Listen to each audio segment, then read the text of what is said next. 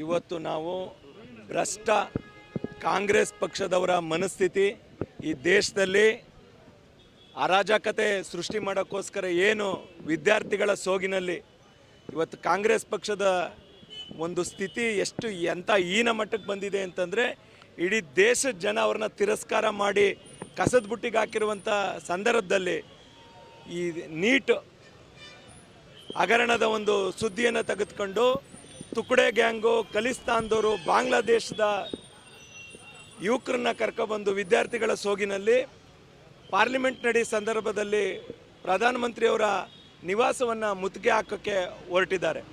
ಇವತ್ತು ನಿಜಕ್ಕೂ ಕೂಡ ರಾಹುಲ್ ಗಾಂಧಿಯವರು ಫಸ್ಟು ಕರ್ನಾಟಕ ರಾಜ್ಯನೇ ಉದಾಹರಣೆ ತಗೊಳ್ಳೋಣ. ಇಲ್ಲಿ ಬರ ಬಂದಿದೆ, ಒಬ್ಬರು ಕೃಷಿ ಸಚಿವರಿಲ್ಲ, ಇಲ್ಲಿಯ ವಿದ್ಯಾರ್ಥಿಗಳಿಗೆ ಒಬ್ಬರು ಶಿಕ್ಷಣ ಸಚಿವರಿಲ್ಲ, ಇಲ್ಲಿನ ಕರ್ನಾಟಕ ರಾಜ್ಯದಲ್ಲಿನ ವಿದ್ಯಾರ್ಥಿಗಳಿಗೆ ಸಿಗಬೇಕಾದಂಥ ಸವಲತ್ತು ಕೊಡಲಿಕ್ಕೆ ಒಬ್ಬರು ಶಿಕ್ಷಣ ಸಚಿವರಿಲ್ಲ. ರಾಜ್ಯದ ಬರ ಅಧ್ಯಯನ ಮಾಡಲಿಕ್ಕೆ ರೈತರು ತತ್ತರಿಸ್ತಾ ಇದ್ದಾರೆ.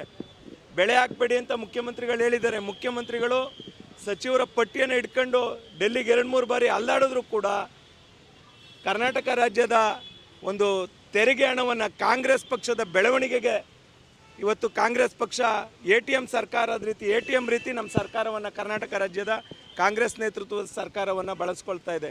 ಇಲ್ಲಿ ಫಸ್ಟು ಸಚಿವ ಸಂಪುಟ ಭರ್ತಿ ಮಾಡಿ ಸ್ವಾಮಿ, ರಾಜ್ಯದ ಜನತೆ ಸೇವೆ ಮಾಡಲಿ. ಅದನ್ನು ಬಿಟ್ಟು ನೀವು ಅಮೇರಿಕಾ, ಚೈನಾದಂಥ ಬೇರೆ ಬೇರೆ ನಮ್ಮ ಶತ್ರು ರಾಷ್ಟ್ರಗಳ ಹತ್ರ ಹಣವನ್ನು ಅಲ್ಲಿ ಚಂದ ಎತ್ಕೊಬಂದು ಇಲ್ಲಿ ಅರಾಜಕತೆ ಸೃಷ್ಟಿ ಮಾಡೋಕ್ಕೆ ಕಾಂಗ್ರೆಸ್ ಪಕ್ಷ ನಿಂತಿದೆ. ಅದಕ್ಕೆ ಒಂದಷ್ಟು ಜನ ತುಕಡೆ ಗ್ಯಾಂಗ್ ಸಪೋರ್ಟ್ ಮಾಡ್ತಾರೆ ಅಂತ ಹೇಳಿದ್ರೆ ನಿಜಕ್ಕೂ ಕೂಡ ಕಾಂಗ್ರೆಸ್ ಪಕ್ಷ ತಲೆ ತಗ್ಗಿಸ್ಬೇಕು. ಭಾರತ ದೇಶದ ವಿದ್ಯಾರ್ಥಿಗಳು, ಜೆನ್ಸಿಗಳು ಯಾವತ್ತೂ ಕೂಡ ನರೇಂದ್ರ ಮೋದಿಯವ್ರ ಪರವಾಗಿರ್ತಾರೆ. ಸಾಲು 70 ವರ್ಷ ಹಗರಣಗಳ ಸಲೆಮಾಲೆಯನ್ನು ಯಾರು ಮಾಡಿದರೆ ಅದು ಕಾಂಗ್ರೆಸ್ ಪಕ್ಷ. ಇನ್ನು 70 ವರ್ಷ ಬೇಕು. ಅವರು ಈ ದೇಶವನ್ನು ಲೂಟಿ ಮಾಡಿದಾರಲ್ಲ, ಬ್ರಿಟಿಷ್ ಥರ ಕಾಂಗ್ರೆಸ್ ಪಕ್ಷದವರು ಲೂಟಿ ಮಾಡಿದಾರಲ್ಲ, ಅದನ್ನು ಸರಿ ಮಾಡೋಕ್ಕೆ ಇನ್ನೂ 70 ವರ್ಷ ಬೇಕು.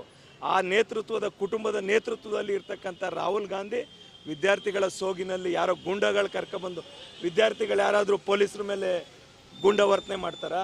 ಈ ದೇಶವನ್ನು ತೇಜೋವಧೆ ಮಾಡ್ತಾರಾ? ದೇಶ ತಾಯಿ ಮೇಲೆ ಯಾರು ತೇಜೋವಧೆ ಮಾಡ್ತಾರಾ? ಇಂಥ ಒಂದು ಕೆಟ್ಟ ದುಸ್ಥಿತಿ ಕಾಂಗ್ರೆಸ್ ಪಕ್ಷಕ್ಕೆ ಬಂದಿದೆ. ಆ ಕಾಂಗ್ರೆಸ್ ಪಕ್ಷಕ್ಕೆ ನಾವು ಧಿಕ್ಕಾರ ಹೇಳ್ತೀವಿ. ಯಾವತ್ತೂ ಕೂಡ ವಿದ್ಯಾರ್ಥಿಗಳು, ಈ ಯುವಕರು ಯಾವತ್ತೂ ಕೂಡ ನರೇಂದ್ರ ಮೋದಿಯವರ ಕೈ ಬಲಪಡಿಸ್ತಾರೆ. ಅವರು ದೇಶದ ಪರ ಇರ್ತಾರೆ.